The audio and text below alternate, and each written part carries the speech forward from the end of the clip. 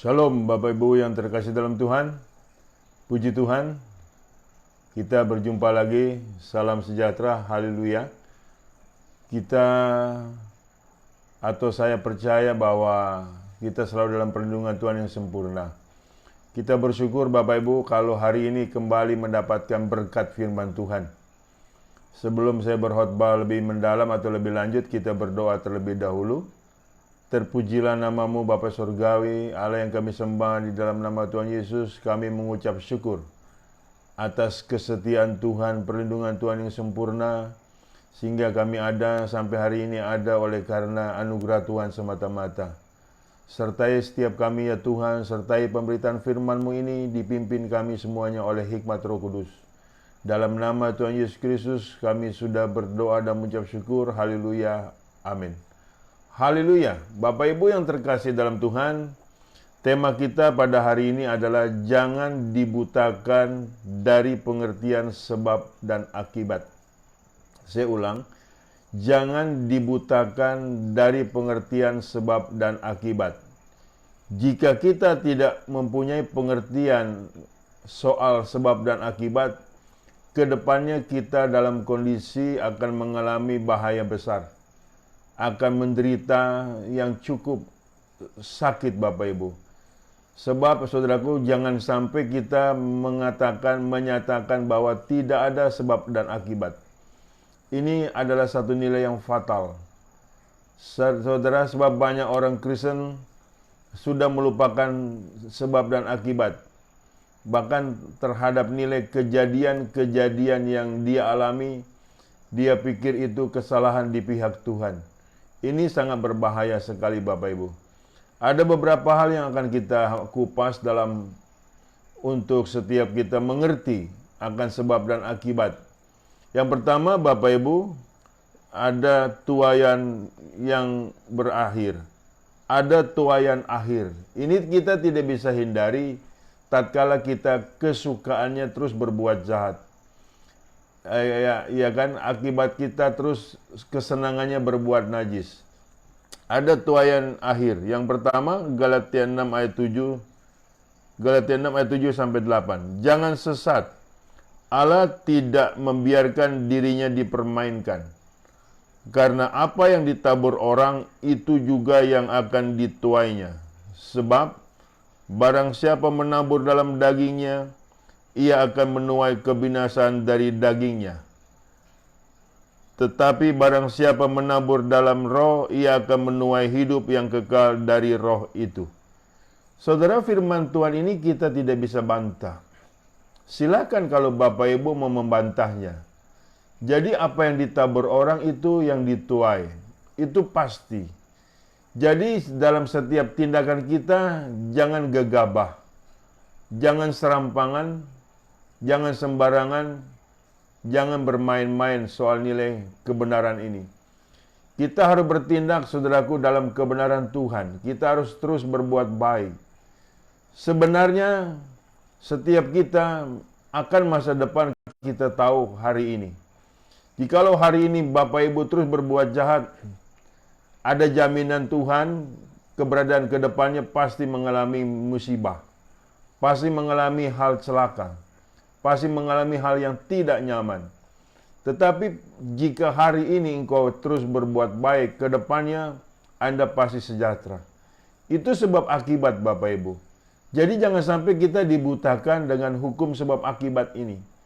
Jika kita dibutakan dengan hukum sebab akibat, kita pikir kita berbuat jahat tidak mengapa. Hati-hati akan ke depan hidupmu. Engkau kondisinya dalam masalah besar. Dan akan mengalami hal yang luar biasa menyakitkan. Jadi kita perlu camkan baik-baik dalam setiap kita. Ada hidup, seharusnya kita mempunyai hidup mengontrol diri dengan baik. Dan kita benar-benar berusaha untuk kita berbuat baik. Jikalau kita sesungguhnya terus berbuat jahat, jangan kita mengatakan tidak apa-apa. Seringkali banyak orang Kristen, saudaraku, menantang hukum Tuhan. Mentang-mentang belum mendapatkan hukuman Tuhan, tidak apa-apa tuh saya berbuat jahat. Tidak apa-apa tuh saya berbuat najis, buktinya saya masih sehat-sehat. Hati-hati Bapak Ibu dengan sikap kita, itu sepertinya kita telah dibutakan dari sebab akibat. Dari pengertian sebab akibat. Dan hasilnya saudaraku bisa berbahaya bagi kehidupan setiap kita kalau kondisinya punya pengertian yang salah semacam itu. Di Maliaki 2 ayat 7, Maliaki 2 ayat 17 dikatakan, kamu menyusahi Tuhan dengan perkataanmu, tetapi kamu berkata, dengan cara bagaimanakah kami menyusahi Dia? Dengan cara kamu menyangka setiap orang yang berbuat jahat adalah baik di mata Tuhan. Kepada orang-orang yang demikian Ia berkenan, atau jika tidak, di manakah Allah yang menghukum?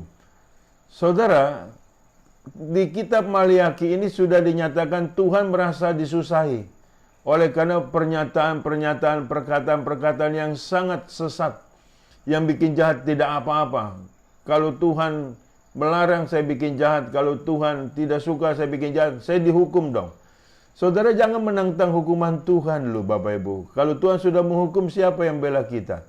Maliaki, saudaraku, waktu masih hidup, itu kondisi jemaatnya, saudaraku, sangat menyusahai Tuhan. Maliaki, kitab Maliaki cuma 4 pasal. Itu menceritakan hidup jemaat Tuhan sangat menyusahai Tuhan. Salah satunya ini, Maliaki 2 ayat 17. Iya kan? Saudara, hendaklah kita berhenti berbuat jahat. Hendaklah kita berhenti berbuat najis. Sebab itu ada sebab akibatnya Bapak Ibu. Sekali lagi saya bicara, jangan kita sampai dibutakan dari pengertian sebab dan akibat. Jika kita dibutakan dari pengertian sebab akibat, alias kita tidak percaya ada sebab akibat, itu berbahaya ke depan bagi hidupmu. Engkau akan mengalami penderitaan yang sangat luar biasa.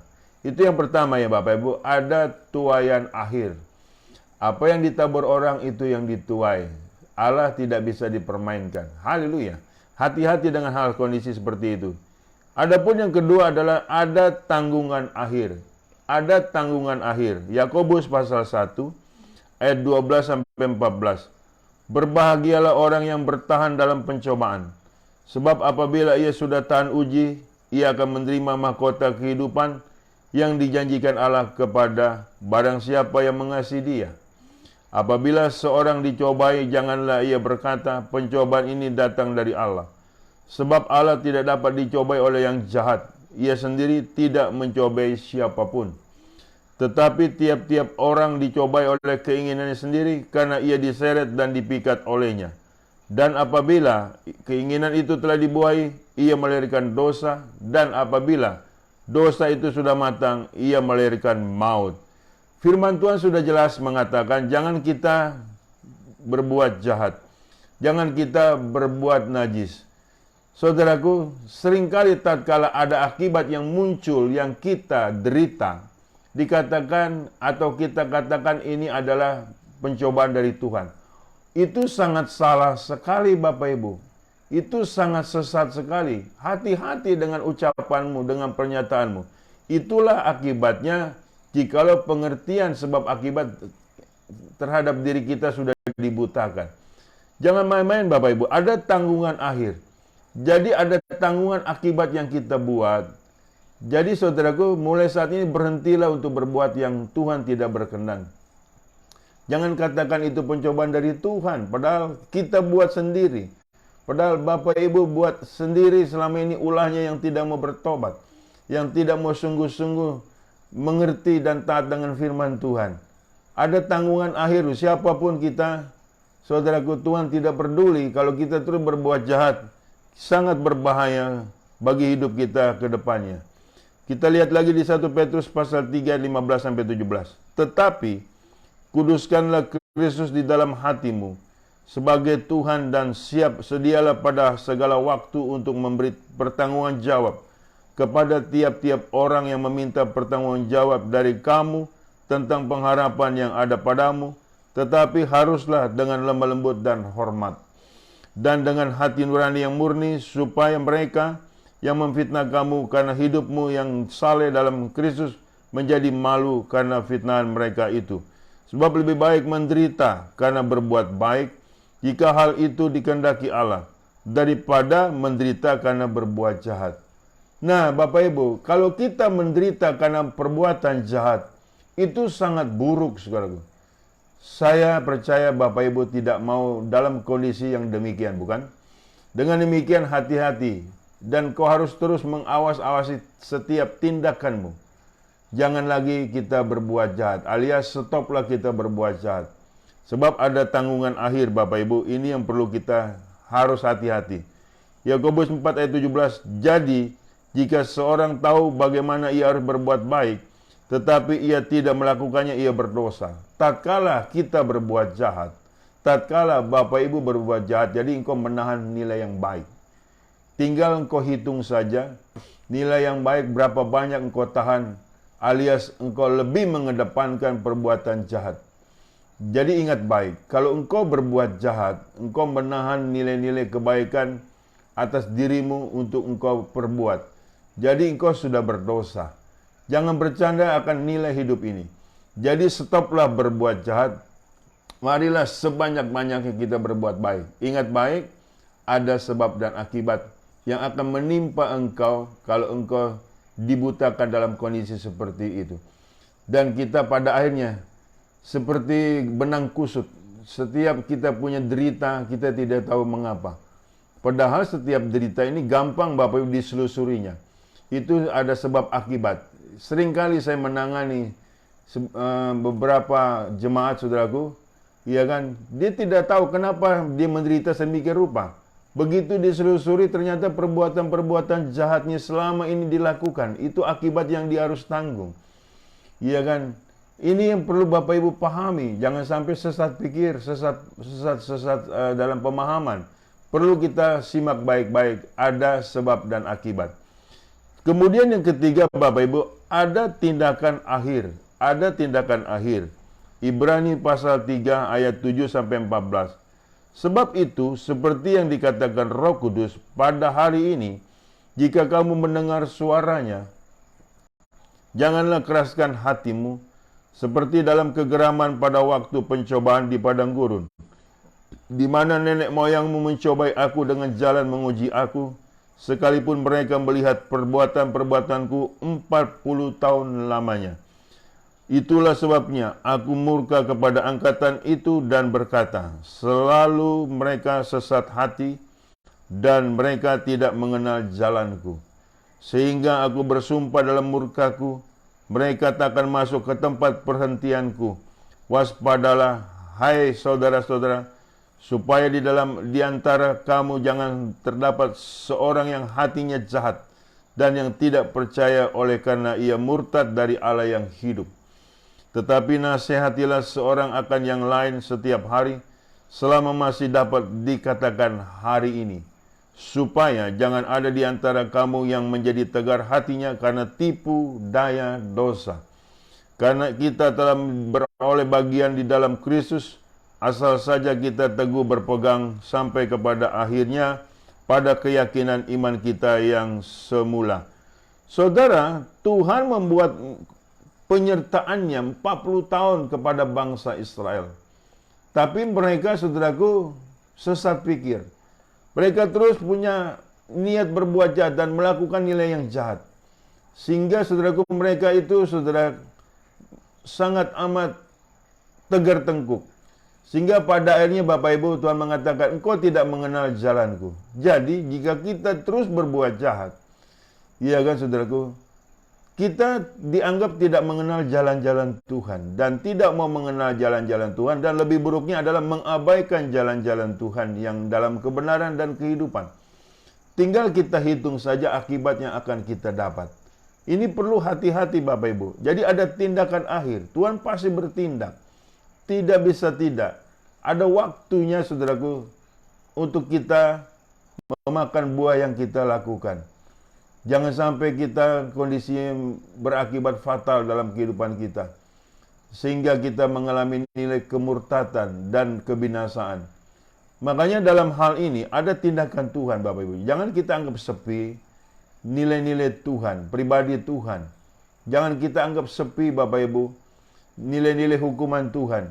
Jadi kalau terus kita berbuat jahat Bapak Ibu, kita berbuat yang tidak baik, ada sebab akibat yang akan terus menghantui dalam hidup kita, dan kita akan hidup tidak tenang. Makanya Bapak Ibu, bertobatlah. Setiap kita harus menyadari perbuatan apa yang harus saya lakukan. Sebab ada sebab akibat di depannya yang perlu kita pikirkan matang-matang, masak-masak, agar kondisi kita tidak lebih buruk dari yang sudah-sudah. Paham ya Bapak Ibu? Jadi ada tindakan Tuhan loh. Kita tidak bisa mencegah tindakan Tuhan. Semua itu adalah hak Tuhan. Jadi jangan seperti bangsa Israel, saudaraku. Jadi kalau Bapak Ibu mau mengukur panjang sabarnya Tuhan, iya kan saudaraku, mudah sekali Bapak Ibu. Iya kan, mudah sekali. Artinya jika engkau terus berbuat jahat, nanti engkau akan mengalami nilai degradasi moral, degradasi iman. Dan dari situlah engkau akan menderita yang tiada taranya. Perlu Bapak Ibu pahami, Tuhan memang panjang sabar, tapi kau jangan mempermainkan panjang sabarnya Tuhan. Jadi mulai saat ini stop berbuat jahat, stop berbuat najis. Datanglah kepada Tuhan selagi masih ada hari ini. Artinya selagi masih ada waktu. Manusia seperti uap Bapak Ibu, bisa tiba-tiba kelihatan ada kemudian menghilang. Perlu hati-hati. Saya percaya firman Allah ini, saudaraku, menegur, menasihati kita. Jika kita taat di dalamnya untuk melakukan hal yang baik, hal yang benar, niscaya kehidupan kita akan damai sejahtera dan akan sukacita selama-lamanya. Ya, perlu kita pahami Bapak, ada tindakan Tuhan. Jangan kita mencoba menantang hukuman Tuhan. Jangan kita mencoba mentang-mentang kita masih sehat, masih segala-galanya is okay. Tuhan tidak apa-apa. Bahkan kita dengan lancang mengatakan, Tuhan setuju kok dengan perbuatan jahat saya. Tuhan setuju kok dengan perbuatan licik saya. Tuhan setuju kok dengan perbuatan najis saya. Hati-hati. Itu ungkapan berasal dari si iblis, yang Anda sudah ditipu oleh iblis yang menyamar sebagai malaikat terang. Tidak ada kompromi di hadapan Tuhan. Dosa tetap dosa. Upah dosa adalah maut. Penting untuk kita camkan baik-baik sebagai umat Tuhan. Jangan lagi kita berniat berbuat jahat. Ada akibat yang akan kita tanggung dan nantinya di sana akan terjadi kertak gigi. Saya berharap Bapak Ibu tidak kondisinya demikian. Tetapi kondisimu ada sukacita yang luar biasa yang menaungi kita oleh karena kehendak Tuhan kita taat di dalamnya. Puji Tuhan. Yang keempat Bapak Ibu. Yang keempat ada tahapan akhir. Ada tahapan akhir. Roma pasal 2 ayat 6 sampai 10. Demikian firman Tuhan. Ia akan membalas setiap orang menurut perbuatannya, yaitu hidup kekal kepada mereka yang dengan tekun berbuat baik, mencari kemuliaan, kehormatan dan ketidakbinasaan. Tetapi murka dan geram kepada mereka yang mencari kepentingan sendiri, yang tidak taat kepada kebenaran, melainkan taat kepada kelaliman. Penderitaan dan kesesakan akan menimpa setiap orang yang hidup yang berbuat jahat. Pertama-tama orang Yahudi dan juga orang Yunani. Tetapi kemuliaan, kehormatan dan damai sejahtera akan diperoleh semua orang yang berbuat baik. Pertama-tama orang Yahudi dan juga orang Yunani, sebab Allah tidak memandang bulu. Paham Bapak Ibu? Ini bicara sebab dan akibat. Ini bicara tindakan Tuhan. Ini bicara saudaraku tahapan akhirnya bagi hidup kita di dalam hal finishnya. Jadi saudaraku, Tuhan itu ada. Kebenaran Tuhan itu adalah hanya di dalam Yesus Kristus. Kita perlu camkan baik-baik, dan ini bagi setiap kita yang notabene sudah mendapatkan kasih karunia, yang notabene sudah mendapatkan anugerah. Tuhan tidak pandang bulu, siapapun engkau, siapapun kita. Iya kan saudaraku, kalau hukuman Tuhan waktunya dijatuhkan, pasti dijatuhkan. Kita perlu berhati-hati, dan kita harus mengeluarkan buah-buah roh, buah-buah kebenaran, sebagai bertanda kita adalah milik Tuhan. Sebagai yang bertanda kita adalah umat Tuhan. Sebagai yang bertanda kita setia kepada Tuhan kita Yesus Kristus. Jangan mengeluarkan buah-buah yang busuk. Kita perlu hati-hati Bapak Ibu. Kita ini adalah umat Tuhan. Terang Tuhan ada pada kita. Hiduplah sungguh-sungguh dalam hal berbuat baik. Ada sebab akibat. Ada tabur tuai yang tidak bisa lolos dari hal tersebut. Jadi ke depannya saya bicara sekali lagi, kita akan tahu akibat selanjutnya dalam ke depan hidup kita. Tatkala kita kondisinya terus berbuat jahat, kita juga akan tahu ke depannya ada berkat-berkat Tuhan yang luar biasa tatkala kita terus berbuat baik. Bapak Ibu tinggal pilih, terus berbuat jahat, terus berbuat najis, apa stop, dan untuk berbuat baik. Saya percaya kita orang cerdas. Jangan sampai kita dibutakan dari pengertian sebab akibat. Sebab yang rugi besar adalah diri kita sendiri. Yang menanggung akibat adalah diri kita sendiri. Hati-hati Bapak Ibu.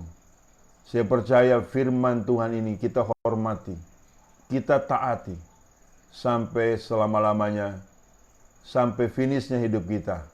Dan sebagai penutup Bapak Ibu, di dalam Ibrani pasal 10 ayat 26 sampai 29.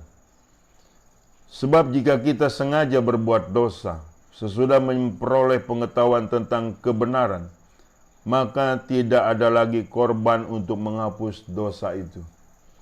Tetapi yang ada ialah kematian yang mengerikan, akan penghakiman dan api yang dahsyat yang akan menghanguskan semua orang durhaka.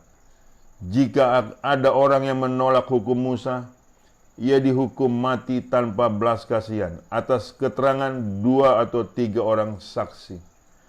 Betapa lebih beratnya hukuman yang harus dijatuhkan atas dia yang menginjak-injak anak Allah, yang menganggap najis darah perjanjian yang menguduskannya, dan yang menghina roh kasih karunia. Anda mau coba-coba bermain terus berbuat jahat, hidup terus berbuat jahat, silahkan. Kalau saya tidak berani Bapak Ibu, hendaklah kita bersama-sama menyadari bahwa firman Tuhan ini adalah pelita bagi kaki kita dan terang bagi jalan kita. Hendaklah Roh Kudus tetap memimpin kita dengan segala kekudusannya, kebenarannya, sehingga kita memperoleh hidup yang kekal selama-lamanya. Tuhan Yesus memberkati. Shalom, kita berdoa. Terpujilah namamu ya Bapa. Hamba sudah memberitakan firman-Mu mengenai sebab dan akibat. Dan untuk boleh kami mengerti dan memahami dan mempercayai firman Tuhan sangat luar biasa. Firman-Mu adalah kebenaran dan kehidupan kami. Berkati dimanapun jemaat-Mu berada yang mendengarkan firman-Mu ini, yang mendengarkan pemberitaan kehendak-Mu ini ya Tuhan. Di mana mereka berada, Tuhan jaga, Tuhan pelihara, dan agar mereka menyadari dan untuk hidup dalam pertobatan selama-lamanya. Di dalam nama Yesus, aku sudah berdoa dan mengucap syukur. Haleluya, amin. Bapak Ibu yang terkasih di dalam Tuhan, terimalah berkat dari Allah Bapa, di dalam cinta kasih Tuhan kita Yesus Kristus, di dalam persekutuan dengan Roh Kudus-Nya, yang selalu menyertai kita mulai dari saat ini sampai Maranatha. Tuhan Yesus datang kali yang kedua menyebut kita dalam kemuliaannya, dan kita pun layak menerima kemuliaan Tuhan dari kekal sampai kekal. Haleluya, amin.